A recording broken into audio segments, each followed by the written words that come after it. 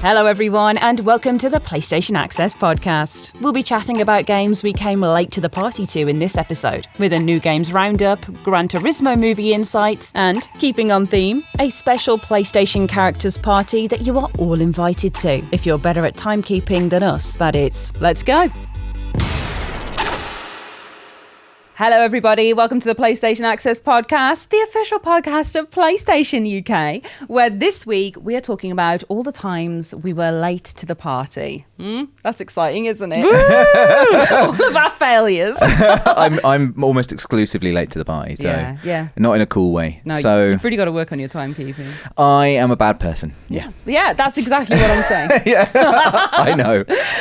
So if you're wondering what being late to the party means, it's basically we want to discuss the times where we came late to a game but had maybe a better time for it, maybe a worse time for it. I don't know what these guys are going to say. Yeah, we're going to have some discussion. And there is a party theme to this whole podcast because Rob's not here. Hey!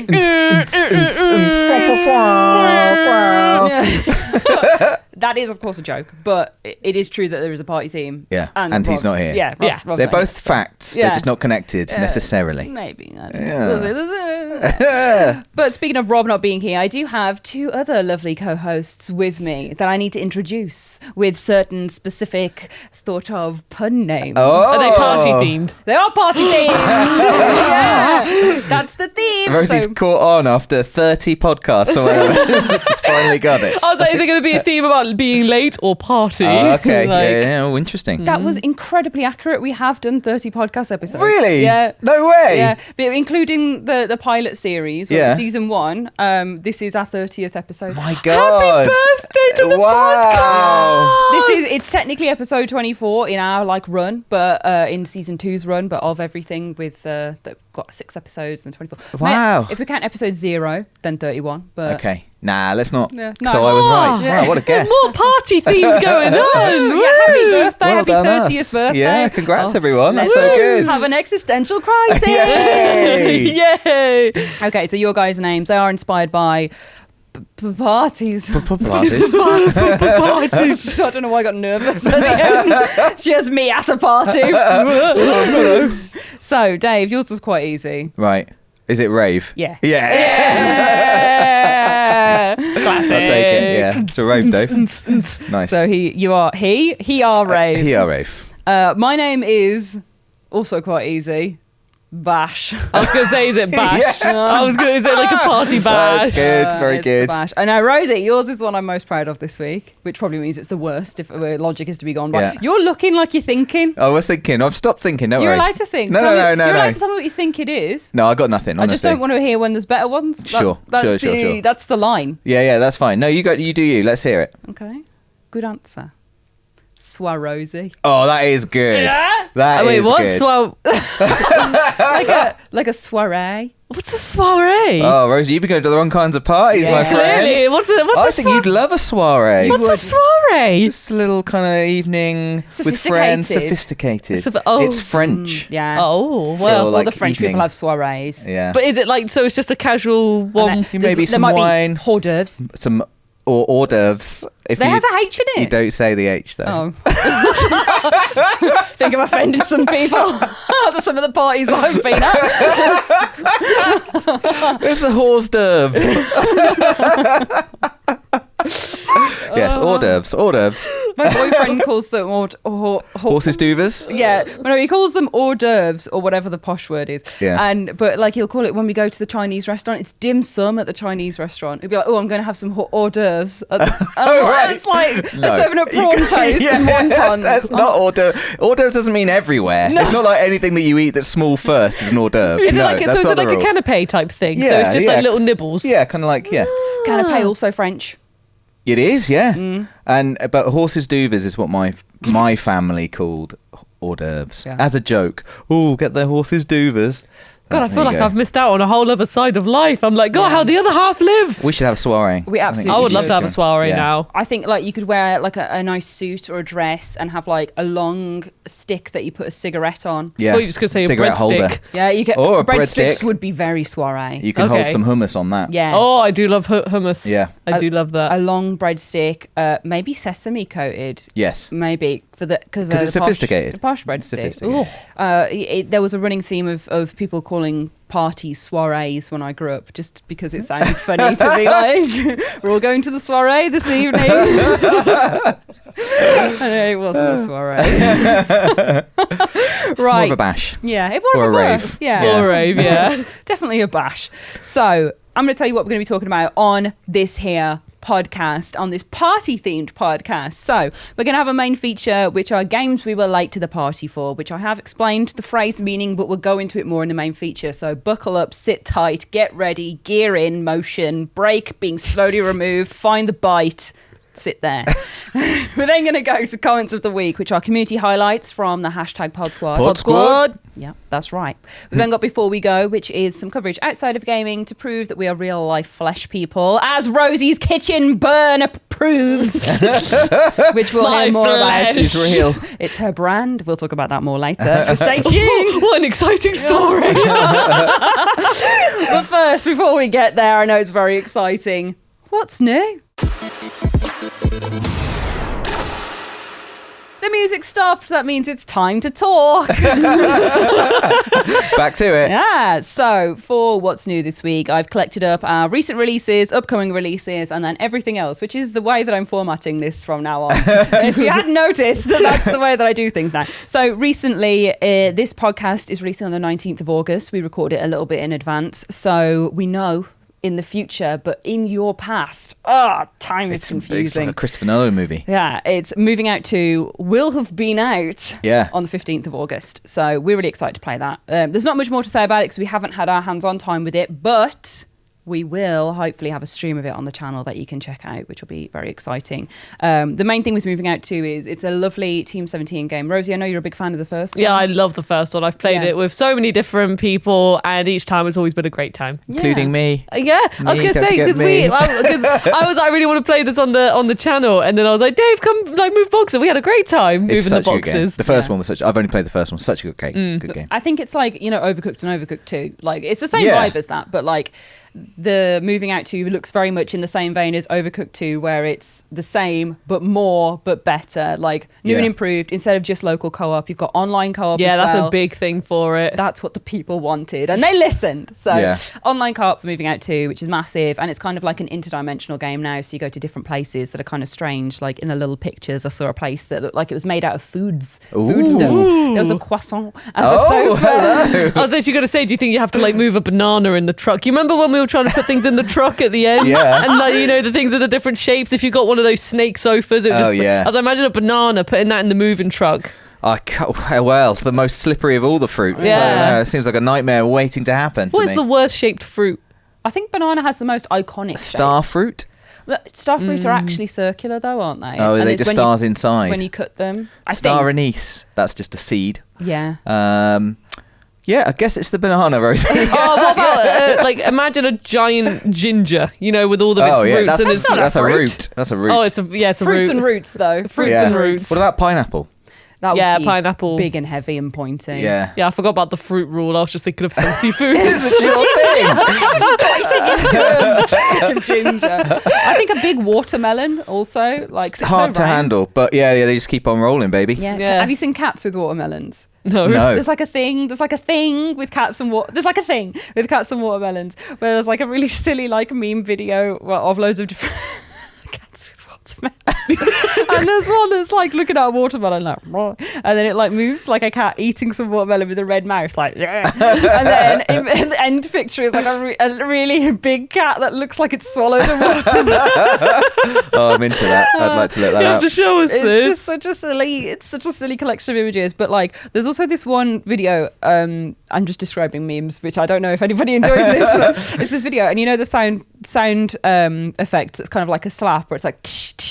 Yeah. And they put them on videos, then put them to like pictures. So it's like and it's like picture. No, you've lost me now. But it's okay. kind of like a I slap, get the like premise. a gunshot, Yeah. and it's this one of just a cat eating some watermelon, but like every shot is just another bite down deep. It just eats a whole watermelon slice. It's like in one sitting, like, and then it looks up to the camera like. We're going to need a new section of this podcast, I think, like meme review of the week. Yeah, it's good. It's really good. Everyone loves finding a new meme. I've just found 2, so I'm excited by this. Yeah, I will send you guys these memes later. Please do. Maybe we can recreate them. We could do it on the community tab. Yeah. Alex will like them. Recreate it. Let's just one of us eat a melon. It's just eating a melon. I don't know what the link is with anything, but it's just us eating. If there's Wally moving out too. Oh my God! We've done it. Also, speaking of red fluid as found in the watermelon and on the cat's mouth. Yes. The Texas Chainsaw Massacre has come out. Less delicious. Red fluid is thick. Oh. Thick. And it's blood. So, yeah, Texas Chainsaw Massacre will have come out on the 18th of August. That's yesterday, which is very exciting. I say. For you. Yeah, but I'm sure it was. But no, I am really, really excited to play this, get our hands on it. We're going to do a stream of us all playing it. Okay. Of course. It's actually 3 versus 4 multiplayer. Tell me more. So there's 3 Slaughter family members. Okay. So that's like your Leatherfaces, your Sawyers, your Jedediahs kind of business. And they've got some new characters in for that, like Sissy, I think, is one, and some other ones that they've kind of included. So you've got like the kind of Sawyer vibe family, Leatherfaces, freaky little friends that are all out to kill everyone on the map. And then you've got 4 survivors, so people who are just trying to not be. That's interesting. Yeah, it's a nice because take like on it. usually when it's like 1v4. I guess necessity dictates that like the 1 is pretty powerful. Yeah. So having 3v4 makes it feel like you're a bit more equally balanced. Yeah, which will be interesting. Right now, I'm just because I can only go by Dead by Daylight really in terms of a sort of horror online multiplayer type thing. And obviously in Dead by Daylight, the killers have loads of different abilities and powers, and the survivors have got things to help. But like you said, the idea is that the killer's the one who's got the strong abilities to maintain or to go against the 3. So I'm like, God, how are they going to balance it with 3 versus 4 now? Like 3 killers and then 4 innocent people. Are they innocent? I don't know. With asses like that. I say that not because I'm crude, but because the marketing has literally just been a picture of all of the survivors' butts lined up with the Texas Chainsaw Massacre. Okay, fair enough. There's an infamous like a butt shot in the first film where you see the house kind of appear in Texas Chainsaw Massacre, and it's following the back of a woman who's walking towards it. Right. And it's cheek heavy. Yeah, she's in shorts. Yeah. They're not out. No. There's cheek. Yeah. There's the suggestion of ass. Well, it's more than a suggestion, really. It's just that's what it is. Yeah. Think Miranda in Mass Effect 2. I often do. But yeah, that will have been out. There's a really interesting mechanic as well where the killers have grandpa in their house who you have to feed like blood to. What? So you can find like blood across the map, like in buckets and stuff, and feed it to grandpa, and he's like, wah. And what happens is if you feed him and level him up enough, he reveals the aura of all of the victims on the map. Delicious. God. Sip, sip, granddad.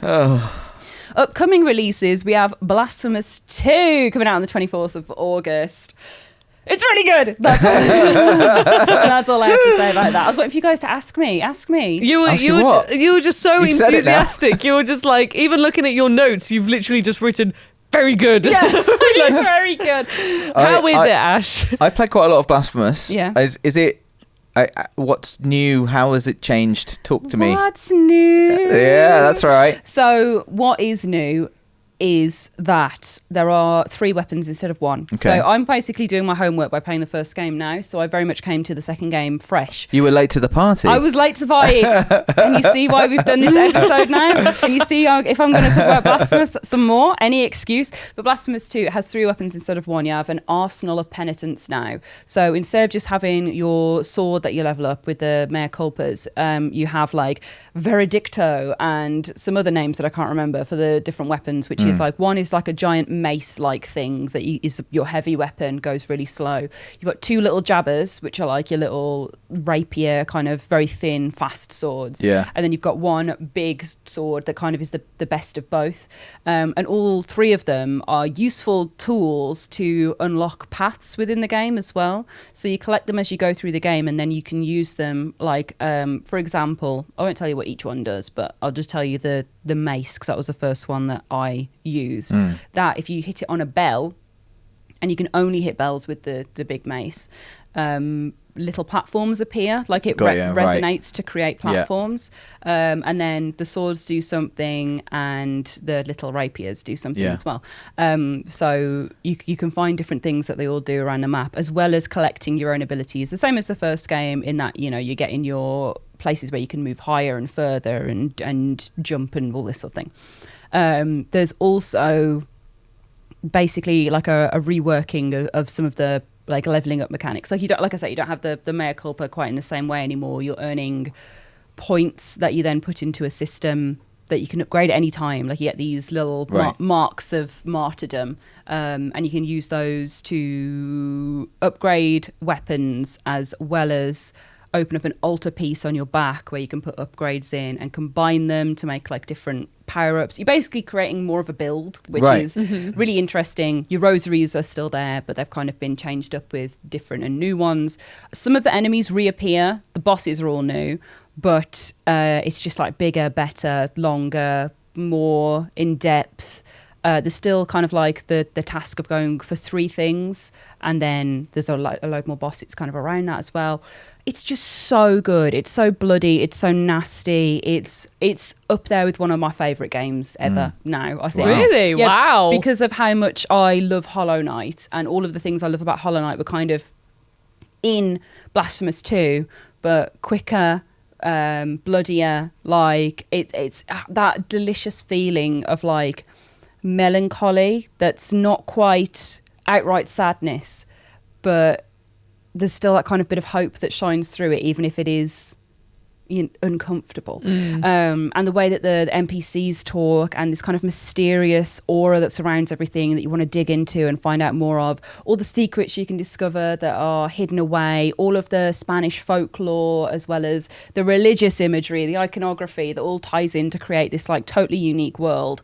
And like the ending level, you'll understand why I love it so much when you see the ending level as well, because it's just very me. But it's just incredible. In fact, if you want to hear more about it, you can do so on the channel, as I've done a whole piece on it there as well. But yeah, that's my little take on Blasphemous 2, which I know you guys haven't had a hands-on with, so it's just me rambling, so I will stop. But it's good. Well, it's nice to hear. It's always nice to hear someone be excited about a game. Definitely. Like, you know, it always makes me excited to play everything when someone's like really loves it.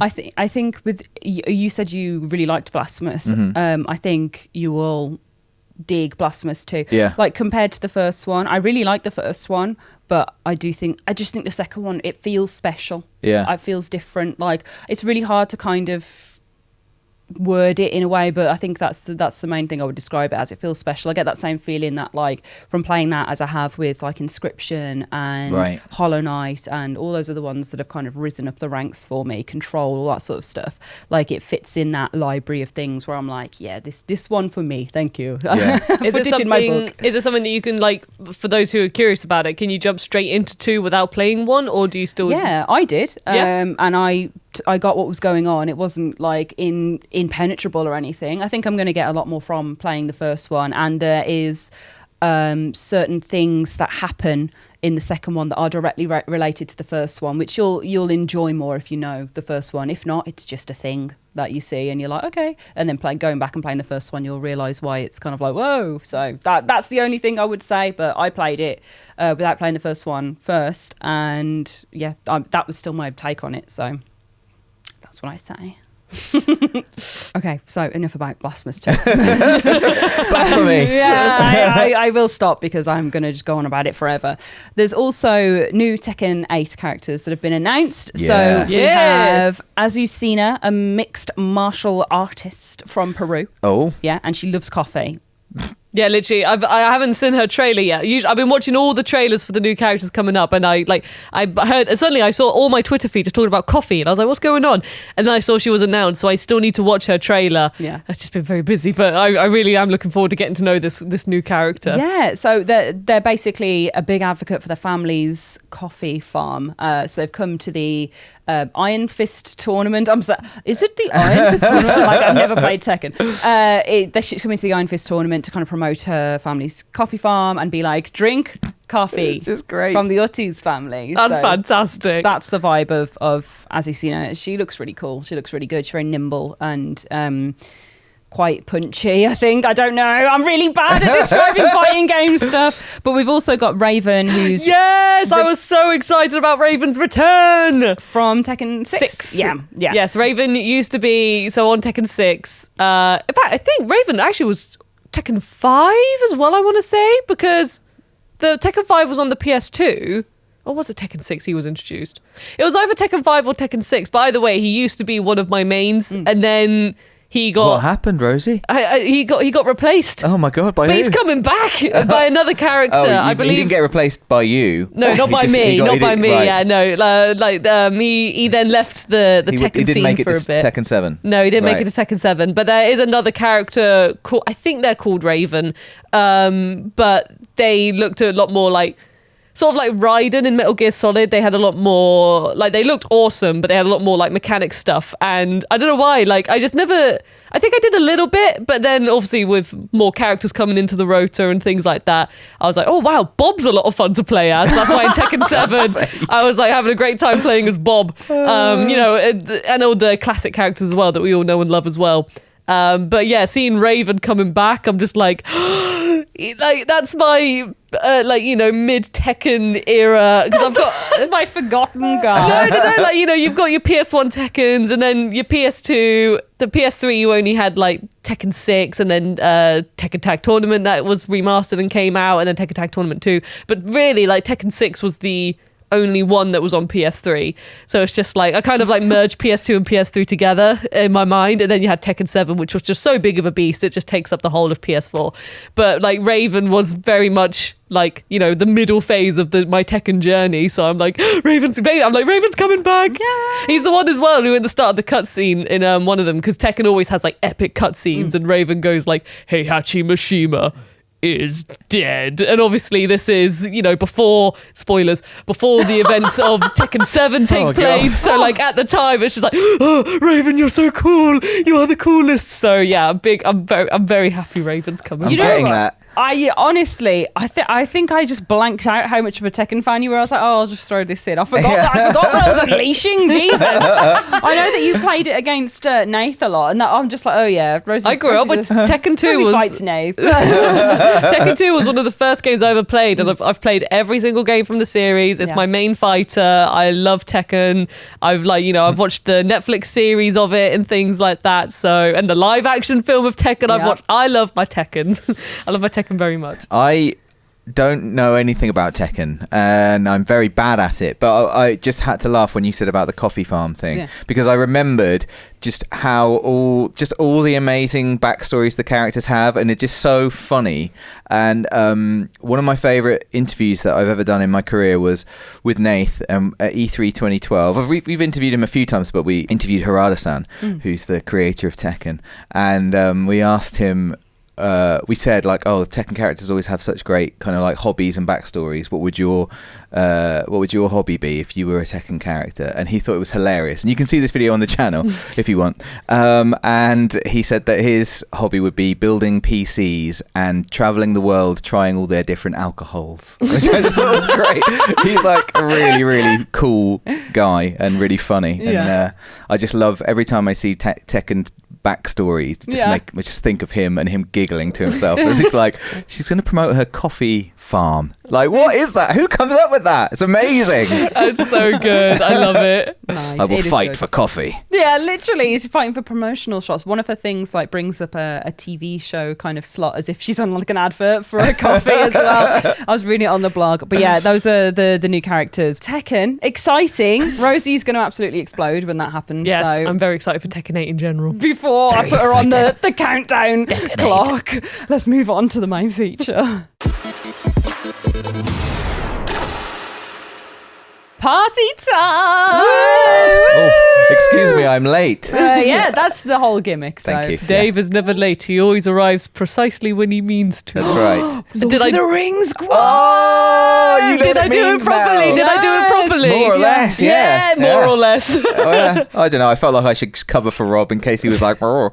Yeah, Yeah. I think that was You pretty said good. one word too many. You got and the sentiment bang on. Yes, I'm learning.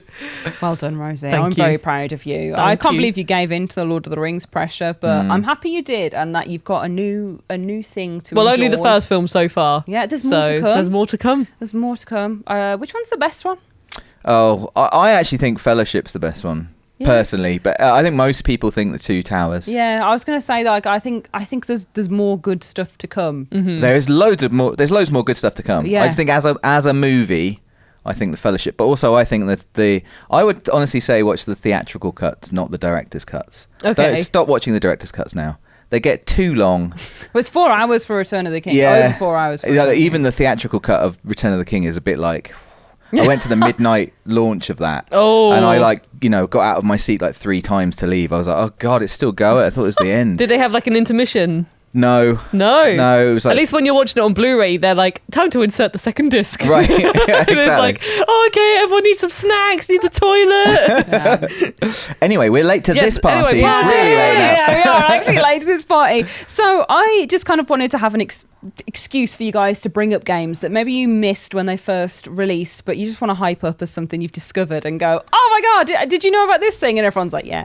So Did we? I want to start you off with the question of, do you think it matters if you jump on a game on release or if it's a lot later down the line? No. No. Definitely not. Yeah, that's it. That's the answer. I really don't. And it's really weird, isn't it? It's really weird because I have enjoyed both. I have enjoyed being part of the hype train and like being a day one pre-order, queuing outside a shop, even like. That used to be the thing, though, didn't it? Yeah. Like midnight release, you'd go to the shop and queue outside. Yeah, I remember for Skyrim, like Rob and I, we didn't queue outside at midnight, but on our lunch break on launch day, we went off to HMV and bought our copies, and it was very exciting. And it was a nice thing to do together. It wasn't just me and Rob; there were other people as well. There was a group of us. Yeah. And it was like a really nice thing to do together. And I loved we were so excited for that game for so long, like reading all the magazines we could about it, watching all the videos we could about it. And I have massively enjoyed that. But I have also massively enjoyed especially something that goes completely under my radar. I love when someone goes, have you played this game? And I'm like, oh, I don't even know what that is. And they're like, oh, you would love that game. And to have the gift of like something you didn't even know existed and for it just to appear and without any pressure. The only thing about launch days, and I think sometimes you feel a bit of pressure to like, I've got to play as much as I can as quickly as I can. And the best thing about being late to the party is that like there's zero social pressure to play any amount of that game. You can just discover it at your own pace. So I definitely don't think that I think that both are excellent in their own way, like being day one right in the hype or being late to the party and finding something late. They're both great ways to play games. I think personally. right in the hype is I think a game is fantastic no matter when you play them. If you're late, if you're playing at launch, like if a game's fantastic, then it's timeless. It's always going to be as fantastic. But there is something in, like for example, when Fall Guys first came out, everyone was playing it, everyone was talking about it, and to like sort of join in on that, playing it when it first came out on Plus and being part of the hype train, and everyone on social media's talking about these victories they've done or how they've just nearly got a crown and then they didn't. There was something magical as well about just being a part of this big excited bubble. But the game is still fantastic. So even if you do play Fall Guys today, you're still going to have just as great as time as you did when you played it back then. But there is just it's that memories as well. Like I look back on that time fondly and think, oh, remember when everyone was playing Fall Guys and like just talking about it non-stop. But the game itself is still fantastic. So it kind of just depends whether you want to share, like, you know, with the general public, like have a shared kind of, there are certain game launches that have felt like shared moments to me, like human moments, like outside, you know, not just in my sphere of people I know, but just like the world is experiencing this at the same time. Like I think like one of the big last ones for me was probably like God of War Ragnarok, and obviously we were super excited for it anyway, but it felt like the world was also excited, and I could feel like it wasn't, you know, like on social media and stuff, people I had no knowledge of or whatever, they were talking about it. Walking down the street, you'd see it on buses, and it just feels like the whole world was gearing up for this. And then it launched, and it was like this explosion of everyone is playing this game. Yeah, everyone is loving it, and like I really, really enjoyed that, being part of that.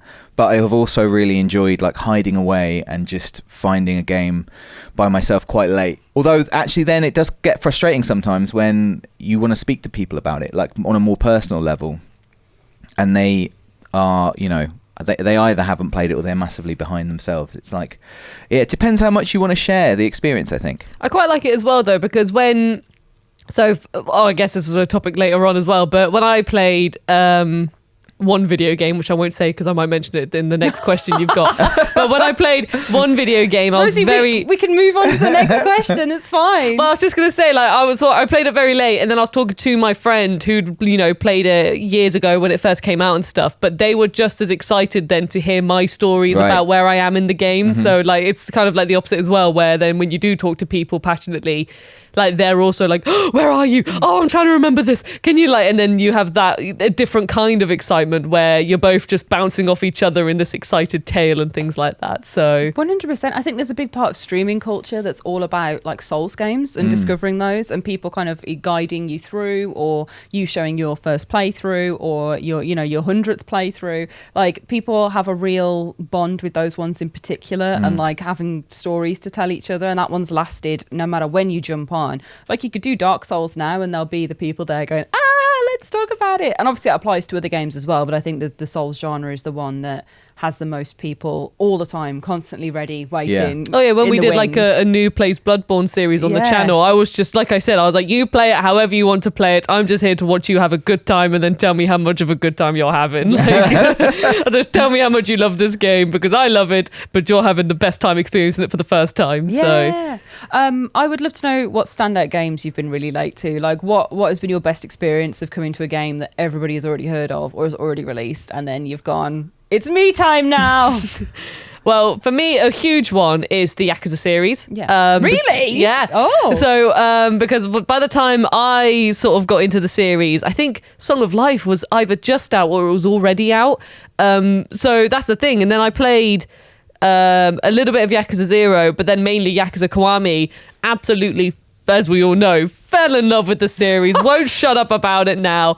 Like it's taken over my life. But because now I've come to it so late, it meant that I've got all of these games that I can catch up on. And because I love them so much, it's like, you know, I'm in no rush to finish them because I want them to keep on. I want to always know that there's more Yakuza games that I can play.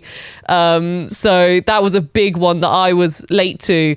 But also not only me, because I still get people on Twitter and social media saying like, I've just picked up this series, and then I'm like, tell me about your experiences. So it's definitely, I think when, you know, there was a phase where Yakuza wasn't that well known, but then it started picking up momentum, and then more people played it, and now everyone seems to know about it. Everyone's just like, yes, welcome to our Yakuza party, baby. Like, so that was one. And also for me, Final Fantasy 7. The original, which I played probably like there's the thumbnail. I played that, I think over 5 years ago now, but I played it on my Vita. So I didn't play it on, like, you know, back in the PS1 days or anything like that. So I played it on my Vita. It was my first Final Fantasy game. And that was the game that I referenced earlier when I was playing it. And then my friend was like, where are you in the story? Like, where have you got up to? Have you met Yuffie and Vincent, all this, that, and the other? And then, of course, from playing that on my Vita, now I'm always just playing Final Fantasy, you know, forever now. So those are like probably the two big series that I now absolutely love. But I was quite late to the party for. David? Yes. Honestly, I think I'm late to the party to most things. Or maybe not most things, that's not true. But there's loads and loads of stuff that I love that I didn't catch on release for one reason or other. A lot of smaller stuff. Some of my favourite kind of not AAA games, I guess, were all late to the party.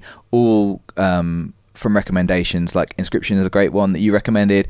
Outer Wilds, which I absolutely adore, is fantastic, and I didn't play that for like years. Return of the Obra Dinn. I don't know, loads and loads and loads of games. Another kind of strand of this maybe is remakes and remasters. Yes. Like, I obviously had sort of no relationship with the Resident Evil games until the remakes, and it was very interesting for me being around people who were really familiar with those games being remade and enjoying them from the point of view of knowing what was coming and knowing the story and seeing the changes and seeing the similarities, and I was just kind of experiencing just a new game. That was really, really fun, and I think that remakes and remasters are like a fantastic way to be late to the party. And maybe another one, again, I'm quite lucky just with being on Access for so long to be constantly kind of told about games I haven't played and exposed to them. And the Metal Gear series is probably a good example of that, which is a game I would have absolutely, or a series I would have absolutely loved at the time, and for some reason just passed me by. I don't really know why. And then had to embarrass myself by playing them on the channel badly. But I mean, that was, you know, God knows how late to the party I was there, like 15 years? I don't know, more than that.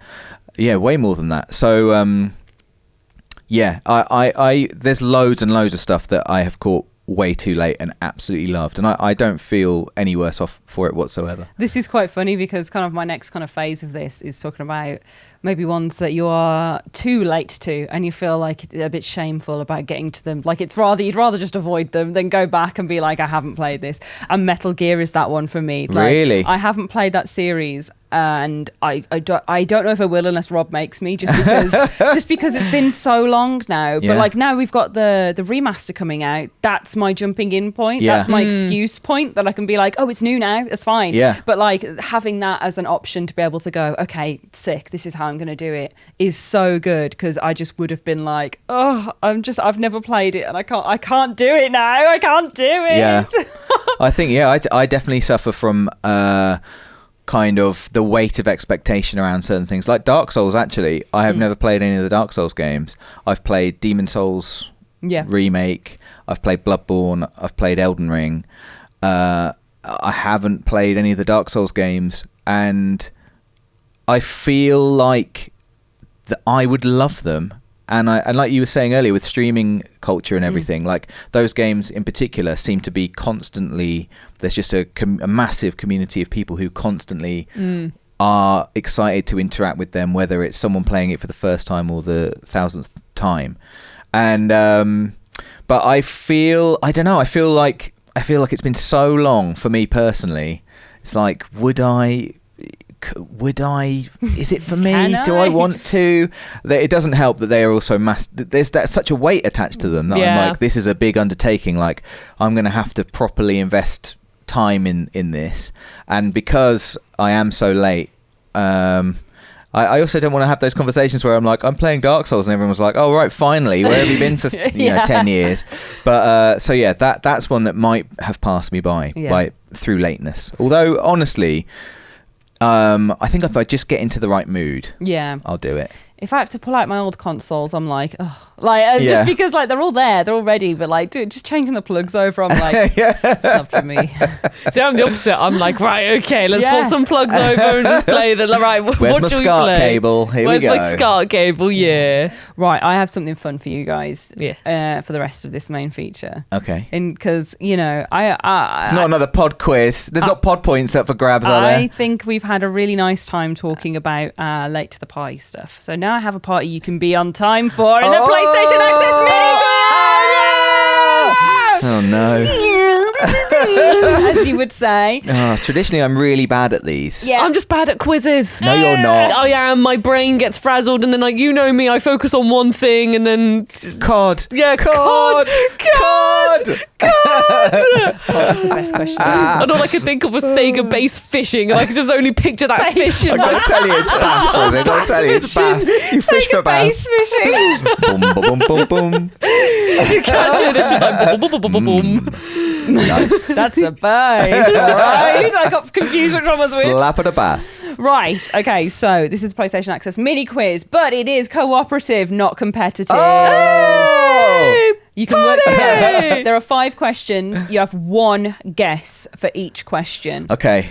But they earn different points on the earliness you can answer it Oh. with. So basically, the quiz is guess the PlayStation character from their party setup. Okay. So these characters are throwing a party. Is it not like an RPG party? Like they're having a party. Well, even then, I'm trying to think of like how some characters would have a party in their house. Don't worry, that's for Ash to worry about. This is what I'm telling Yeah. you. So don't worry about that. I'm going to give you music, Okay. a theme, and a party favour for Okay. 5 characters. All right. And you've got to tell me which character they are. Okay. Who's throwing the party, Yeah. basically. Are they going to be famous PlayStation icons? Yes, they are. Okay. They good. actually are. Good. So, Okay, good. so if you get it from the music alone, Yeah. 3 points. Okay. Well, actually, you can pick which one. If you get it on the first one, 3 points. If you get it with 2 parts, Yeah. 2 points. Yeah. We get all 3 parts, 1 point. Okay. If you don't get it all, no points. Are we Got allowed it. to discuss between each? Yeah. So you can think about it. So you can have like the first one and be like, I think I'm going to go for it. But once you've used your 1 guess, it's gone. Okay. So is that crystal clear on Yeah. the rules? I feel like sometimes people tell me that I'm a bad rule explainer. No, so. not at all. Nope. Okay. Let's Got do it. it. So, what would you like for the first character? Music, theme, or party favour? I've got no idea what would give us the most information. I don't. Should we just do music because that's what Ash kind of planned? So That I'm was the thinking order this, she but this is planned? also Ash's adaptation of the music. Yeah. It's Ash's interpretation. Yeah. Yeah. She hasn't asked. Like, I mean, okay, if you feel music, then well, let's just try music. Let's try for the first music, one. see how it goes. See how we go. Music, music. And also, I please. want to hear Ash just give us some music for this person's party. Oh, I'm not going to sing it. It's just a song. Okay. So the song is War Pigs by Black Sabbath. Okay. I That's don't what know they've that got. Well, song, but I the title mean, War makes me think It of feels Kratos. like, of course, yeah. I mean, you'd feel like, but it could be a little trick. It could be a little trick. But Do we risk it? we should go for the big money balls. Big money, big Is that money what, balls. is that That's what what the people game's do? called. Big money balls. Should we just- Let's do it. Yeah, Kratos. Yeah. Let's do it. Yeah. Yay! Points. War Pigs. I don't think this is a hard quiz, but Okay. it's a fun one. Yeah. So it's War Pigs. And the theme is Toga Party. Nice. Yeah. And the party favour is fresh deer meat. So Delish. I feel like you could have got that from any of those. you Yeah. know? Yeah. I don't know. If I'd heard fresh deer meat, I would have been like, days I'm gone. not sure on that Oh, one. yeah. Okay, so character 2. Would you like music, theme, or party favour You first? decide, Rosie. I don't know, music. Now I know that music's the song title. Yeah. I'm feeling a bit better about music. Okay. Shall we try music Yeah. again? Let's try it. Okay. Highway to Hell by AC/DC. Oh. Yeah. That doesn't narrow it down low, does it? Can you tell what music I grew up on? I'm noise trying he to think makes. of what PlayStation icon would have Highway to Hell. Unless it's like...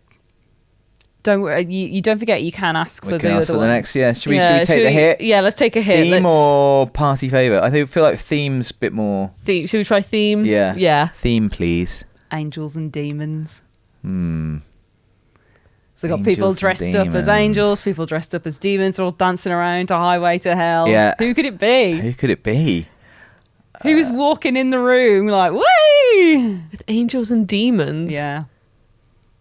Is it? I'm thinking. Is it Dante? I was thinking Dante. Should I we go was Dante? like, Because we both thought it. I don't want to go down to 1 point. You could get no points if you yeah, get it's it wrong. either no, but it's either no points or 1 point, and we scored pretty well in the first one. Yeah. Just trying to think of. It's an audio podcast, guys. Yeah. I think we should go with Dante. Okay, I'll trust you. Should we do it? Dante. Wrong. So I'll give you another guess, but you won't get points Yeah. for it. The party favour is a bag of miscellaneous organs. God. It's a theme to your party favour, is it? Yeah, this is Ash Millman from PlayStation Access. Yeah, this would be my party. Oh, I don't know. I think it'll make, when I say it, you can go, oh. Yeah, probably. That's Go what I on. usually do in quizzes. Go on. Oh, I would have got that. Yeah. Yeah. Well, Go on. the music was going to be, but I thought this was too obvious. Mick Gordon. It was Doom Guy. Oh, Doom okay, Guy. Doom Guy, yeah. He Are really there is on a angels highway in Doom? down. Yeah. I thought it was all just demons. Well, Yeah. if there are demons, there must be angels.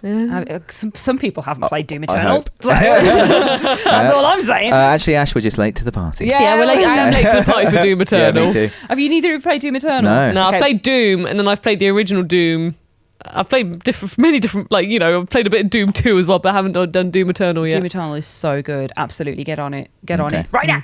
So, our third character, music theme or party favour. You're on 3 points so far, at 15. I feel like it's still. I think that order's the good Yeah, I order. think so. Yeah, should we just do music theme part? Yeah, music. music, please. Take on Me by Aha. Take on me. Take on me. I only think I'm thinking Ellie from The Last of Us because she played it on the guitar Oh, that's nice, Rosie. Good bit of. That's good enough for me. in The Last of Us Part I think 2. you deserve this to be right. But would she whack that out at a party? Yeah. Yeah. It's a party tune. Yeah. Do it. Yeah. Oh God, your eyes. Yeah. Do it. Okay, we're going with Dave's certainty. Yeah, Ellie from The Last of Us. 6 points. Yeah. Rosie, that was very well deduced. Oh. That was very good. Oh, Thank you. Yeah. Yeah. That was Oh, good. can I guess the party favours? Yeah, you can guess the theme and the party favour. Party favours, mushrooms. No. Oh. Moths. That's a really good idea. Yeah. No. Yeah. Switchblades. God's sake. What's the theme? The theme, Rosie would have got this if you hadn't got it on music. It's survivalist chic. Oh my gosh, yeah, when we went to The Last of Us viewing. Yeah, they gave us a little invite and on it said it's like dress in survivalist chic. Yeah, Okay. so and then everyone was in the most trendiest clothes, and I was like, "Wow, you're all fashion icons." Post-apocalypse fashionistas. That's amazing. Okay, so our fourth character, music theme or party favour, would you like first? Music, please. Okay. Sorry, I'm laughing at my own joke. Not for the first time. Not This- for the last. This character's music is Goddamn by Tiger. Oh, I don't actually know this song. I can't sing it to you, it's rude. Okay. But that's the... I hope that there's a clue in the name. Yeah, I don't know. Tiger. Yeah, I'm thinking by Tiger or some kind of god, Or but Tiga, I don't know how you say his name, sorry. God damn. Oh, yeah, a god of some kind. Victor Goddamn Sullivan. If I'm right, and it's Sully from Uncharted. I mean, wow. Shall we go- I mean, you make a good case. No, Rosie. I think- I'm into the big money balls, and you keep pulling out banger after banger here. I don't know. I'd say go for it. I know, I Just don't- do it. Should we just do it? Let's just have fun. I honestly don't think it's him, but let's do it. But okay, let's do Dave's it. If you want to go for it or not, because you can Let's ask go for for you it. can ask for another his thing. eyes are so wide. You can ask for another We thing. can get 9 points. Let's just do it. Is it Victor Sullivan? Yes. Amazing, Rosie, you're so good at this. Victor Goddamn Sullivan. Victor Goddamn Sullivan. That is great. Wow. Oh Oh my god, that's brilliant. What were the other bits? Do you want to guess or shall I tell you? I think you should tell us. Yeah. So the theme was Bond 007. Okay. Because in some of the stuff that I've read about him, it's been like they wanted to kind of imagine him as this suave, like Bond was an influence on his character design. Yeah. And I thought Sully's gonna have a Bond party. Like, Yeah, He does wear a suit in He looks four. great in a tux. Yeah. Yeah, I just feel like it's their vibe. Like He's got aging kind of spy vibes. Yeah. He's seen some stuff. He's seen some stuff. for sure. His party favour is cigars. Oh yeah. That's great. So you'd have got that. I reckon I would have got that from cigars. Yeah. Definitely. Yeah, that was a good one. Okay, question 5. Character 5. Okay. Do you want music, theme, or party favour first? Music, Music, please. Okay, this character's music is Walk Like an Egyptian by the Bangles. Okay. Prince of Persia. That's what I was But thinking. he's Persian, not Egyptian. Assassin's Creed. I did think Assassin's Creed. I can't think of the name of the character In from Origins. From Origins. It's Ba. Begins with a B. It's bar. Or maybe Lara Croft. She has. I think we might need a second clue. I think a second one might be. Would you go theme or would you go party favour? Because the theme might just be Egyptians. Yeah. I think party favour. Party Like favour. if party favour for Sully was cigars, I Yeah, think party okay. favour. The party Egyptians. Bring Egyptians. Walking. an unk. The party favour for this character is simply judgment. Judgment. That's what you get from going to this character's party. Judgment. Yeah. You get judged. Ooh. How interesting. It's all there, is what I will say. I bet it. I know it. I can feel my brain. A distant part of it's like desperately trying to sew together the answer, but it's not. I don't think it's coming. Judgment. I just think The of eye judgment. of judgment.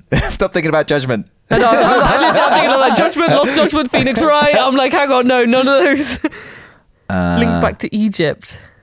You've got one more option if you're struggling. Maybe we just do the last option. Yeah, should we do the last but one? I'm worried that we're not going to get it still. I don't think it's all there. Go on, give us the theme. Doctors and nurses. Doctors and nurses. Doctor, a judgy medical professional With who may or may not be in Egypt. Could it? I'm just thinking maybe like, is there someone who creates a mummy or something, like with the doctor with bandages? No idea.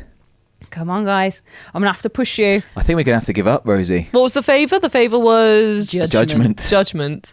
Stop thinking about judgment. I'm just thinking if there's like a Bloodborne character or something. Rosie's going to go, oh! I know she is. And that's what's going to happen. I think we got to take the Okay, hit, yeah, Rosie. let me go, We'll admit defeat this time. Yeah. For Go a on. big 0 points. Yeah. It is Pyramid Head.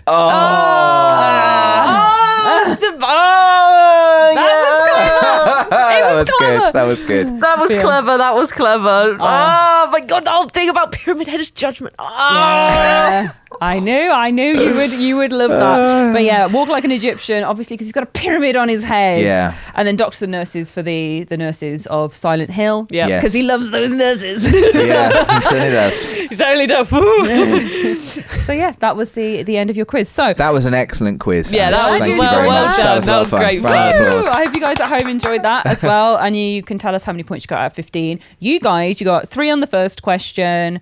You got 0 on the second Yeah, question. 0. So you got 3, and then you got 3 for Ellie, so that's 6, and you got 9 with the Sully. It's with the Sully. The Sully. The Sully brings us to 9. Yeah. The Sully. So 9 out of 15 that's is not actually bad. really good. I'd I think, take yeah. that. And I appreciate just, when we got those 9s, it was because you were like, let's just do it. Yeah. Yeah, but you had the answers, Rosie. It But was you team had the effort, but I confidence. mean, You had honestly, the I was like, confidence. oh, I don't know. It was all or nothing, All and or you nothing. scored the middle. Middle. Yeah, middle. I'll take Give me that. a high five. Middle Boom. high five. Middle. Right, speaking of the middle, we are ending the middle of our podcast by moving on to comments of the week. So listen to this lovely bit of music, and then we shall perform our own.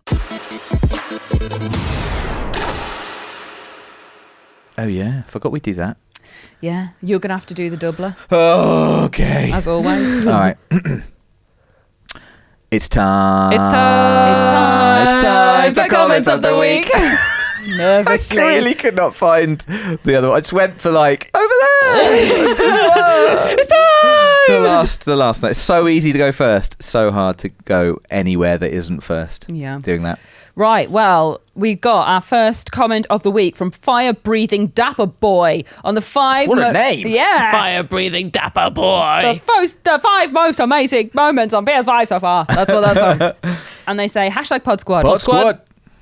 I just got my PS5 about a week and a half ago, and I'm in love. Yeah. I love the haptic feedback and beautiful graphics. Yes. I've already got the Platinum for Astro's Playroom Yes. and Ratchet & Clank Rift Apart. Oh, well played. And I'm so excited to see what else PS5 has to offer. And for Spider-Man 2, which I'm working on making my 50th Platinum trophy. Ooh. It's a very fun one to get. Very, very fun. This is the Party podcast. Yes. And we have learned about platinum parties from a previous podcast as well, We have one of our indeed. lovely commenters. So I think this means you simply must throw a platinum party. Yes. And buy yourself prizes, take some time off work, get your wife. I don't care if you have a wife or not. Find a wife. Find a wife. for this party, you need a wife. And you can celebrate it in style. Yeah. As we have learned previously. I'm so sorry I can't remember the commenter's name who did the platinum party, but it was on our previous Forever podcast. they will be Party Platinum. Yeah, they're person. Party Platinum. That's it. You have to have a new username now, Party Platinum. But yeah, that's amazing. That is great. And when you first get your PS5, it is so I know. exciting. Yeah, it is mind blowing. Yeah, late to the party, but in a good way, because then you get to come to all of the things that are Yeah. on the system, don't you? This is very kind of like inside baseball, but recommend genuinely that you watch our Ultimate PS5 guide that went up Yes. a couple of weeks ago, because I learned loads of stuff in that. There's loads of like hidden little features, you know, in the settings on your PS5 that just are game changers. Yeah. And there's loads of good information in there. And if you've only just got your PS5, it's the perfect place to start. Yeah, I spent So- a lot of time looking at PlayStation. Looking at menus. Pressing triangles to go between, going, oh, that's handy. Yeah, that's good. I'll write that down. We've got another comment from Brian Cavana who says #Pod Squad. Pod Squad. #Platinum. #PlayStation Access. Never played a horror game before Control, but did on the strength of your recommendation. Oh, this is from Twitter. Oh. Got the Platinum last night. Now trying to decide if I should play Alan Wake. Yes. Decided. Yeah. Next one. Yeah, next one. Alan Wake Remastered, you should definitely give a go. It's well worth it, especially if you really like Control, building out the story with Alan's story and preparing for Alan Wake 2, which you will definitely like if you like Control, from all the vibes that I have seen of it. Obviously, I haven't had hands-on time with the game yet, but as a knower of games...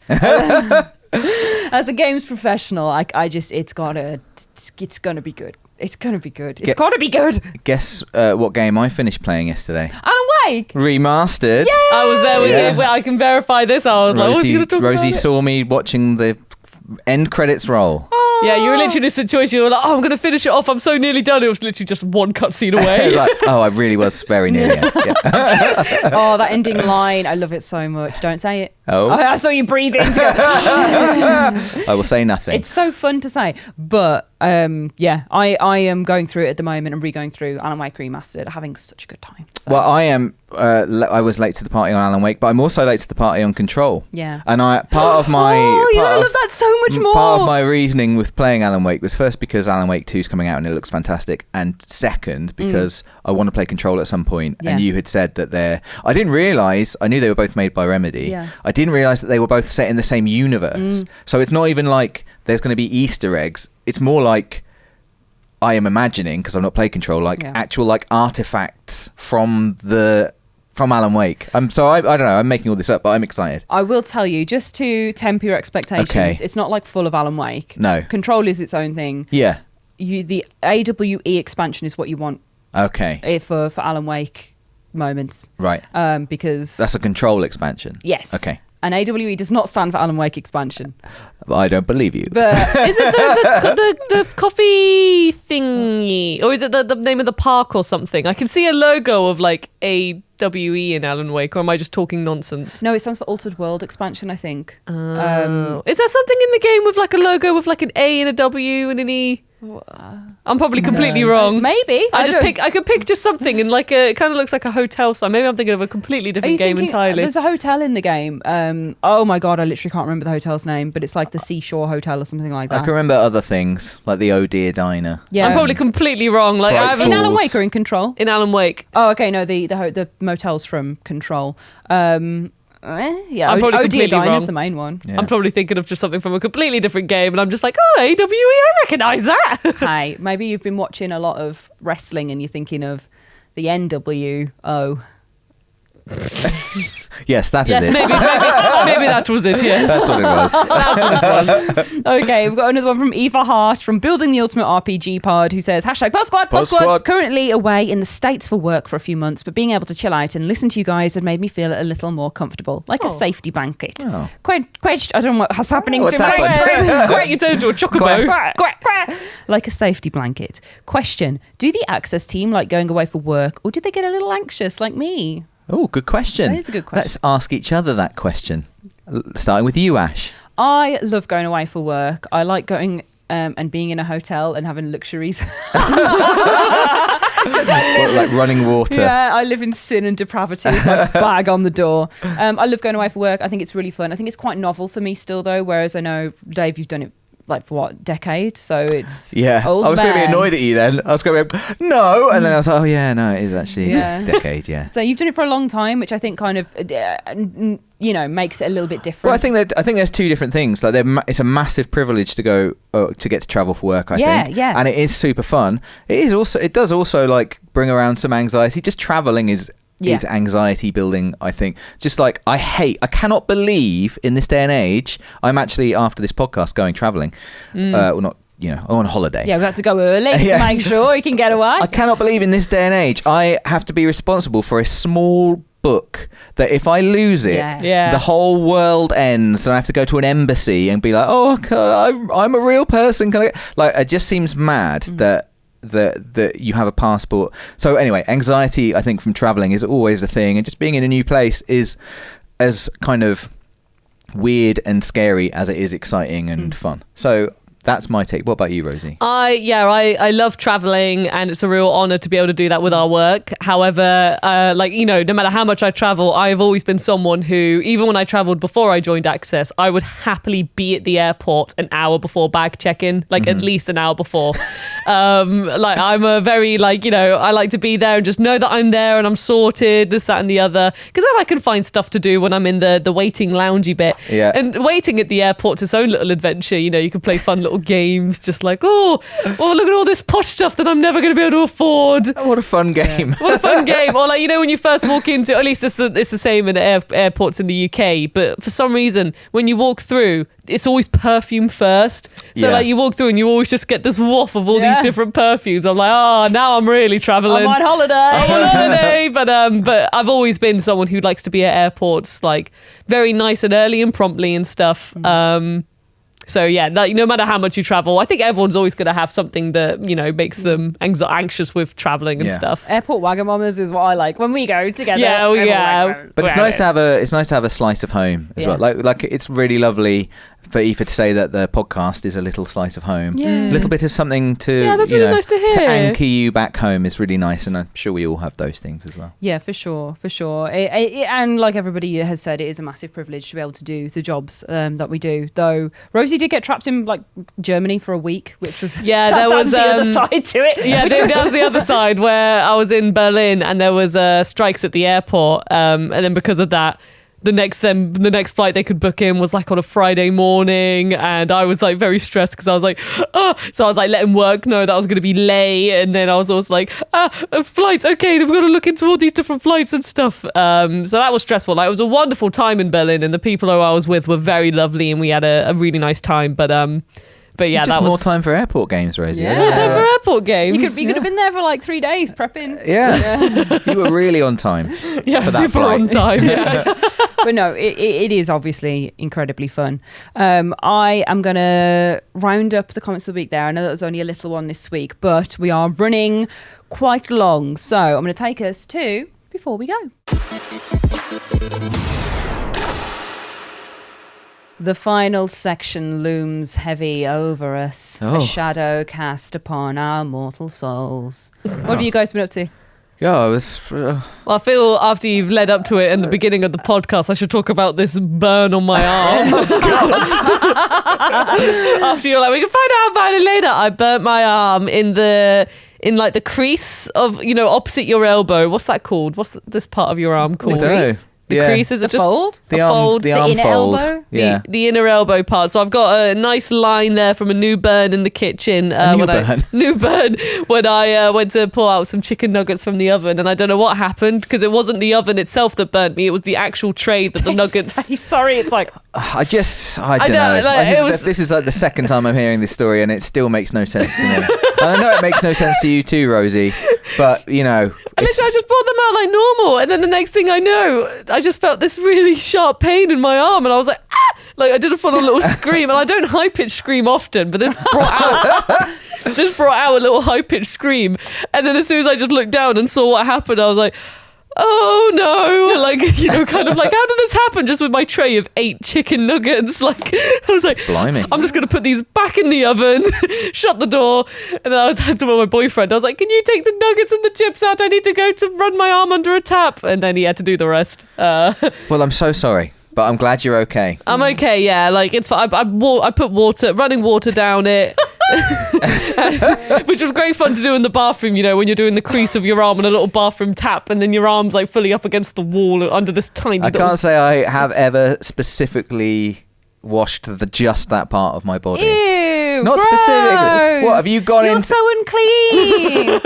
You got to clean all your nooks and crannies. No, yeah, but I meant specifically, as in just that. So you've never cleaned it? No, of course, in the shower. I clean it every time, but I'm also cleaning you? everywhere. Do Yes, you? thank you. So you very don't go much. for it specifically? I don't just go, do you know what? I need to clean my inner elbow. I get my loofah, rub it right on. I do as part of a wider clean, not as the just a wider like. clean. This is like the people who just stand in the shower and let the water run on their legs, and that's you guys better wash your legs. Yeah, of course. What do you mean? What do you mean? Let the water run on This their was a legs? big thing on Twitter where people don't wash their legs. They just stand in the shower and are like, oh, well, the water's running down them, they're clean. Instead of like scrubbing on them. Right. Scrub, scrub, scrub, scrub. Yeah, exactly. Oh, don't look at me like that. Like you think that's what I do, even though I'm saying that's not what I do. I'm not looking at you like anything. Yes, you are. What have you been up to? Yeah, what I have you know what been you've been up up to? to, and I want to hear about it. Nothing. Yes, Yes, tell you me, did. please. I really want to know. I saw that you had a big challenge when you're on a chair, and you was doing like with a popcorn basket. Oh, yeah, I was just watching some films at home. Tell me about GT.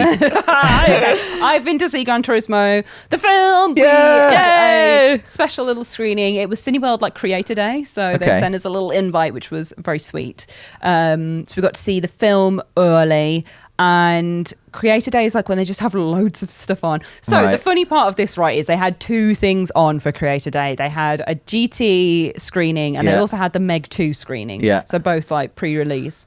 And they gave us a wristband and were like, okay, just go that way. And me, it was my boyfriend Sam who was there as well. So me and Sam were like, okay, I guess it's up the stairs. And this security guard was shouting at us, and we were like, okay, we're going. Like, because we thought he was shouting at us, like, hurry up, get out of the way, because we were Yeah. trying to put our wristbands on. So we went upstairs, and it was all like beach themed. Right. And I was like this massive Meg 2 poster, and a shark. yeah. And there was serving up like blue drinks, with little straws in, and there was people. Jason Statham was there. There were these people in like big like rubber rings, like, and they were like trying to throw them on each other, and there was just loads of like beach paraphernalia, and we were like, it's a bit weird. I remember this from the film. So I was a bit, this isn't Gran Turismo, I don't think, but like whatever. So we hung around there for a bit. We got some free blue drink. Okay. And they did one of those 3D video things where you can like stand and they take a picture of you 3D. And that Were was you fun. like scared of the Meg or the car? I No, don't know at this point if you've realised yet. Oh, no, we just did a little pose and did that. And then I was like, I was asking people, I was like, is it not supposed to be cars? And they were like, no. So and I went to find a Cineworld employee because everyone else was like, ugh. So I went to find a Cineworld employee and was like, I think this is Gran Turismo, right? And she's like, yeah, like downstairs. And I was like, oh, okay. So we went downstairs and managed to find the right place, which was this massive like room that they decked out with screens that all had like the GT footage on, so like cars racing. It was so cool. It was like walking down a tunnel of cars. Yeah. And they had this big chair that you could sit on and do a challenge. Basically, it was like a 4DX screening. Yeah. So the seat moves around when you're in there. So the challenge was they've got this seat that's like a booking Bronco ride, and you sit on it and hold a popcorn prop and see how long you can hold on to it for. And the guy before me got the high score, which was 56. And you know, I'm seconds? Yeah. Right. And you know, I'm like... Competitive. Yeah. You know, I was proper like... about it, because it was like I'd just seen the guy do the best score, and I was like, I simply must win. So I was like, I took it really seriously. Like the video is me is like totally straight face holding this popcorn, getting flung around in a chair. And I was like an owl. Yeah, literally. I was my plan was go loosey goosey and let me go with the chair and just hold the popcorn. Yeah. So like just be wobbling, but that worked for 46 seconds. That's when I dropped it, until it like the way they spun it round really fast. If you're loosey goosey when it spins you fast, my whole body went to the side. Popcorn came off. So I should have altered game plan after that. Yeah. But you want to know. Yeah. But just in case anybody ends up doing the Cine World chair spinner, that's what we got to do. So did that, went in. We had some pictures on a podium. Oh. We got some popcorn. And then we went into the cinema screening. And it's 4DX screening, which means it has all the weather effects in there as well. Oh, wow. So the film, really enjoyed it, was very GT, lots of cars. Surprise. Yeah. It was a really interesting story because I didn't really know anything about Jan Mardenborough. Yeah, I've met him. Yeah, he's really, really nice. Didn't he drive a car with you in it? No, that was Rob. I just met him. Rob got to get driven around by him. Whatever. He's still a really nice guy. He's a lovely, lovely guy, and it's such a cool story, like an amazing story. The story was really, really cool, and like I say, as someone who knew nothing about it but has played GT the game, it was a really nice bridge between things. It's directed by Neil Blomkamp, so it's going to be quite action heavy and cool. And there was these really brilliant scenes where the car gets built up in the game, like around Jan, and then like deconstructed, and it's like he's in his room whilst he's playing, and then he's on a track. There's these really beautiful fluid moments which I think really, really made it. But yeah, it was this screening where the chair moves as you're on the track, so you're like, whoa, as you're going down. Lots of G-force. Being a race driver is what I found out from my cinema seat. Oh yeah. From your cinema seat. Sorry, not like here's an experience of what it's like to drive a race car. It's like from a cinema seat. And you go down one of the tracks while it's raining, is in the film, right? And this chair squirts water in your face, which I actually was not a fan of. I was like, ugh! So I like, who's spitting on me? Like, none of that was happening. They got bubbles that come from the air. They've got like all sorts of like wind blow. Like bubbles, as in like the soapy bubbles? Yeah. When in a race car situation where they blow in bubbles? When you pop in the champagne at the end. Oh, wow, that's amazing. That's nice. Yeah. That is great. They did this little demo at the start where it was like everything at once, where it was like wibble wobble, water splash, blow wind, smoke came out, bubbles everywhere. I was like... That's 4D. It was really, really cool, and having like the film in that experience was really cool, and it was really kind of them to invite us, so thank you. And yeah, like it was just really fun. The film was great, a great time, great evening out. Yeah. So I'm really looking forward to watching it. And it's just, I was just thinking then, because I've already thought like, oh wow, Jan Mardenborough's story is amazing. But then realised that the next part of his story is that they made a film about him. Yeah. Like a kid playing GT becomes a famous racing driver, has a film made about him. Yeah. It's just insane. Then the next film's going to be about them making the film about him, and it's basically just a documentary on it. It actually could be, right, because small spoiler, but not really. Yeah. They tell you at the end of the film, is why I say it's a spoiler, because I didn't realise throughout watching. So small spoiler, cover your ears if you don't want to hear anything about the film. Jan Mardenborough is his own stunt driver. Whoa! Oh, that's cool. so cool. Well, you would be, wouldn't you? Yeah. I guess. Yeah. I'll just do it. Oh, yeah, I'll just do it. Why are we getting someone else in? Yeah. They won't do it the way I do it, so let me just do it. But how cool is that, honestly? Like, proper full circle from gamer to racer moment where... To movie star. Yeah, and now great. he's literally in films as a stunt driver, playing himself in a film about his story. So they literally could make a film about the behind the scenes of that, like, I think, and that would be so interesting as well. Like, real Jan doing it. But yeah, that was a very cool moment at the end. That is very cool. Yeah. Wow. That I preferred that to the Burn story. Yeah? To be honest. Yeah. I haven't brought a story. This is when, like, now in the future, I still get people asking about my double compartment bin. Yeah. And now I'm going to get people being like, where's your burn mark? See the bird with got scar? Yeah, where's See the the scar? scar? It's probably going to scar, Well, yeah. you got one from the oven last Yeah, time, literally didn't you? this time last year is when I got this one on my arm from getting a pizza out the oven. So this Rosie, one's... you shouldn't be allowed near an Don't oven. get I this shouldn't from, be in the kitchen. don't get this from boiling broccoli. That's all No. I'll say. Unless Yeah. unless you boil it too much, then the hot water goes like, Yeah. I wouldn't know that either, to be fair. what's a broccoli? Right, everybody, that is the end of the podcast. No more talking to me or looking at me or anything. Just go away. So that's the end of the podcast. We're not going to talk anymore. You can find us on YouTube for more PlayStation Access content, more videos, all sorts of lovely stuff that we've mentioned in this video as well. You can go and find on over there, or in this audio podcast if you're listening on another service. Little snake. Right, I need to go and shed my skin before the true me is revealed. So we'll see you again in 2 weeks for another PlayStation Access podcast episode. Until then, goodbye. Bye.